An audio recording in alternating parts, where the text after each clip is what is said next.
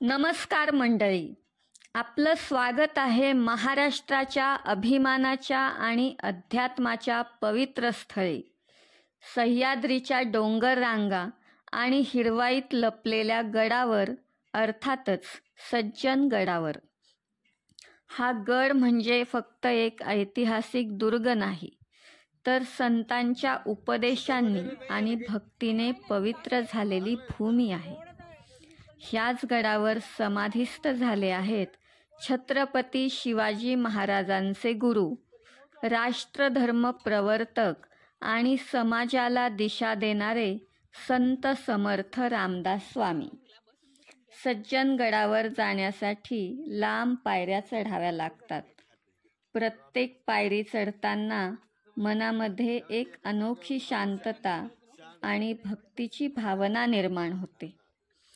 थंड वारा, सह्याद्रीचं हिरवं वैभव आणि कानात घुमणारा घोष, जय जय रघुवीर समर्थ. जणू प्रत्येक पावलासोबत आपण स्वामी समर्थांच्या अजूनच जवळ जात आहोत. इतिहास आणि अध्यात्माच्या आणखी जवळ जात आहोत. समर्थ रामदास स्वामींचा जन्म 1608 साली जळगाव जिल्ह्यातील जाम गावी झाला होता. त्यांचं मूळ नाव नारायण होतं. लहानपणापासूनच ते भगवंत भक्तीत रमलेले होते.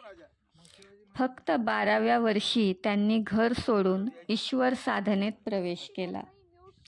त्यांनी अनेक वर्ष तीव्र तपश्चर्या करून रामभक्तीत अद्वितीय स्थान साधलं. समर्थ हा बिरुद त्यांना त्यांच्या अध्यात्म शक्तीमुळेच लाभला.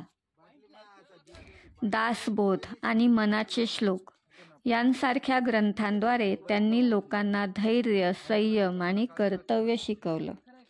त्यांचा संदेश आजही प्रेरणादायी आहे. रामदास स्वामींचं छत्रपती शिवाजी महाराजांशी विशेष नातं होतं. महाराजांना त्यांनी सतत मार्गदर्शन दिलं. स्वराज्य हे ईश्वर कार्य आहे ही शिकवण त्यांनीच दिली. म्हणूनच महाराजांनी या गडाला नाव दिलं सज्जनगड, म्हणजेच सज्जनांचा गड. गडावर पोहोचल्यावर सर्वप्रथम दिसतं ते म्हणजे समर्थ रामदास स्वामींचं मुख्य मंदिर. गडावर मुक्कामाची देखील सोय आहे. इथे गडावर भक्त निवास आहेत. रात्री मुक्काम करताना वातावरण खूप शांत असतं.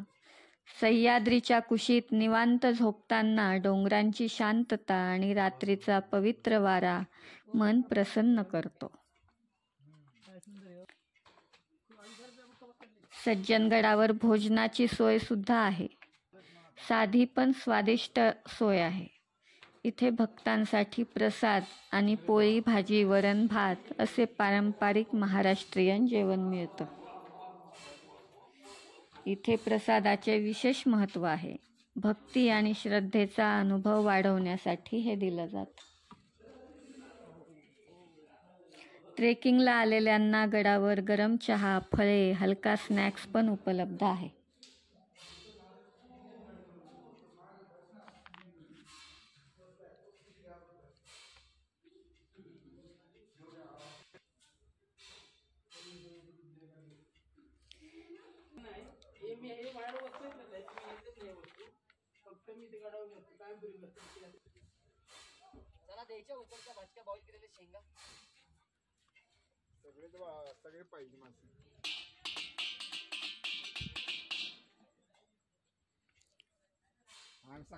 मुख्य मंदिरात समर्थांच्या पादुका भाविकांना दर्शनासाठी ठेवलेल्या आहेत.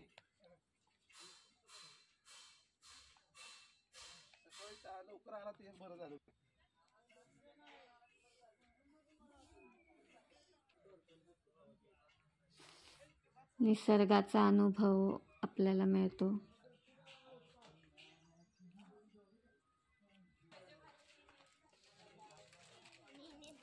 भरपूर असे इथं स्टॉल आहेत, दुकानं आहेत, जिथं आपण थोडंफार खाऊ शकतो, खरेदी करू शकतो.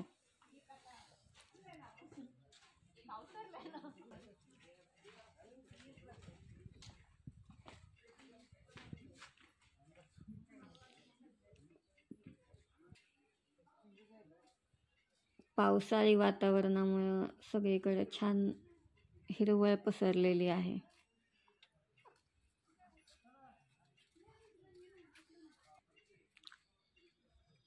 मुख्य मंदिरात समर्थांच्या पादुका भाविकांना दर्शनासाठी ठेवलेल्या आहेत.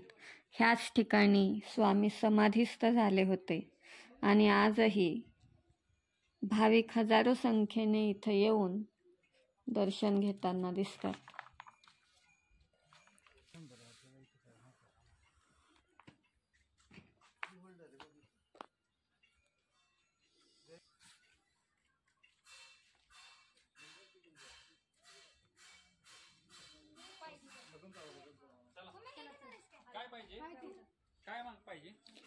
मंदिराच्या आतील बाजूस स्वामींच्या आठवणी जपणाऱ्या अनेक वस्तू ठेवलेल्या आहेत.